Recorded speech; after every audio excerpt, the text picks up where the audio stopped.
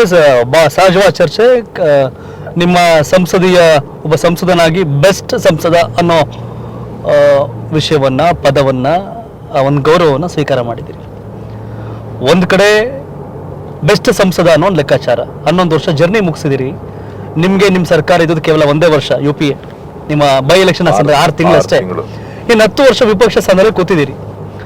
ಕಾಂಗ್ರೆಸ್ 44 ಇಳಿದಾಗಲೂ ನೀವು MP ಕರ್ನಾಟಕದಿಂದ ಮೊನ್ನೆ ಏಕೈಕ MP ನೀವೊಬ್ಬರೇ, DK ಸುರೇಶ್. ಈಗ ಕನ್ನಡ MP DK ಸುರೇಶ್. ಈ ಟ್ರೆಂಡ್ ಸೆಟ್ ಮಾಡಿ ಇಟ್ಟಿದ್ದೀರಿ.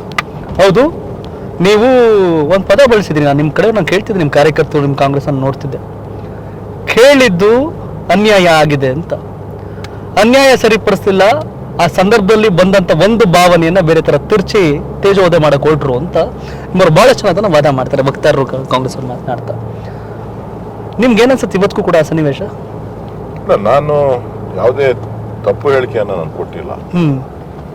ಇವತ್ತು ನಮ್ಮ ಕರ್ನಾಟಕದ ಕನ್ನಡಿಗರಿಗೆ ಆಗ್ತಾ ಇರುವಂತ ಅನ್ಯಾಯ, ಮುಂದಿನ ಭವಿಷ್ಯದಲ್ಲಿ ಆಗುವಂತ ಅನ್ಯಾಯಗಳು ಇವತ್ತು ನಾವು ಬಹಳ ದೀರ್ಘವಾಗಿ ಚರ್ಚೆ ಮಾಡಬೇಕಾಗ್ತದೆ. ಭವಿಷ್ಯದ ಅನ್ಯಾಯಗಳು ನೋಡಿ, ಭವಿಷ್ಯದ ಅನ್ಯಾಯ ಅಂತ ಹೇಳಿದ್ರೆ ಇವತ್ತು ಈ ರಾಷ್ಟ್ರದಲ್ಲಿ ಅತಿ ಹೆಚ್ಚು ತೆರಿಗೆ ಪಾವತಿದಾರರು ಕರ್ನಾಟಕ, ಹೌದು, 2ನೇ ಸ್ಥಾನದಲ್ಲಿದೆ. ನೀವು ಮೌನವಾಗಿತ್ತು ಅಂತ ಅಂದ್ರೆ ನಾವು 3ನೇ ಸ್ಥಾನಕ್ಕೆ ಹೋಗ್ತೀವೋ 4ನೇ ಸ್ಥಾನಕ್ಕೆ ಹೋಗ್ತೀವೋ ಮುಂದಿನ ದಿನಗಳಲ್ಲಿ ಗೊತ್ತಿಲ್ಲ ನನಗೆ. ಏನಿಂಗೆ ಎಲ್ಲವನ್ನೂ ಕೂಡ ಅಭಿವೃದ್ಧಿ ಪಡಿಸಲಿಕ್ಕೆ ವಿಶೇಷ ಅನುದಾನಗಳನ್ನ, ವಿಶೇಷವಾದಂತಹ ಪ್ಯಾಕೇಜ್ಗಳನ್ನ, ವಿಶೇಷವಾದಂತ ಆಯಕಟ್ಟನ್ನ ನಿರ್ಮಾಣ ಮಾಡ್ತಾ ಇರ್ತಕ್ಕಂಥದ್ದು ಭಾರತೀಯ ಜನತಾ ಪಕ್ಷ ಉತ್ತರ ಪ್ರದೇಶ ಮತ್ತು ಗುಜರಾತ್ ಅನ್ನ ಗುರಿಯಾಗಿಟ್ಕೊಂಡು ಕೆಲಸ ಮಾಡ್ತಾ ಇದ್ದಾರೆ. ಓಕೆ. ಸೊ ಬಲವಂತವಾಗಿ ಕೆಲವು ಕಂಪನಿಗಳನ್ನ ಗುಜರಾತ್ಗೆ ತಗೊಂಡು ಹೋಗುವಂತ ಕೆಲಸ ನಡೀತಾ ಇದೆ. ಓಕೆ. ಇನ್ನೊಂದಷ್ಟು ಹೊಸ ಹೊಸ ಯೋಜನೆಗಳನ್ನ ಗುಜರಾತ್ ಅನ್ನೇ ಕೇಂದ್ರವಾಗಿಟ್ಕೊಂಡು ಮಾಡ್ತಾ ಇದ್ದಾರೆ. ಸೊ ಆ ಸಂದರ್ಭದಲ್ಲಿ ರೆವೆನ್ಯೂ ಕಲೆಕ್ಷನ್ ಏನಿದೆ ಅಲ್ಲಿ ಜಾಸ್ತಿ ಆಗ್ತದೆ, ಇಲ್ಲಿ ಕಡಿಮೆ ಆಗ್ತದೆ.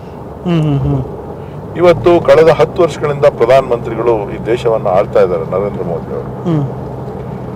ಬೆಂಗಳೂರಿನಲ್ಲಿ ಟ್ರಾಫಿಕ್ ಸಮಸ್ಯೆ ಇದೆ ಅಂತ ಹೇಳಿ ಕಳೆದ 10 ವರ್ಷಗಳಿಂದನೂ ಹೌದು ಇದ್ದೇ ಇದೆ. ಕುಡಿಯೋ ನೀರಿನ ಸಮಸ್ಯೆ ಇದೆ ಅಂತೂ ಕೂಡ ಗೊತ್ತಿದೆ. ಹೌದು. ಈ ಮಧ್ಯದಲ್ಲಿ ಗಾರ್ಬೇಜ್ ಸಮಸ್ಯೆ ಅನ್ನೋದು ಕೂಡ ಚರ್ಚೆಗೆ ಬಂದಿತ್ತು. ಖಂಡಿತ. ಏನೇ ವಿಚಾರಗಳಿದ್ರು ಕೂಡ ಒಂದು ದಿನ ಈ ಒಂದು ರಾಜ್ಯ, ಕೇಂದ್ರ ಪ್ರದೇಶ ಬೆಂಗಳೂರು,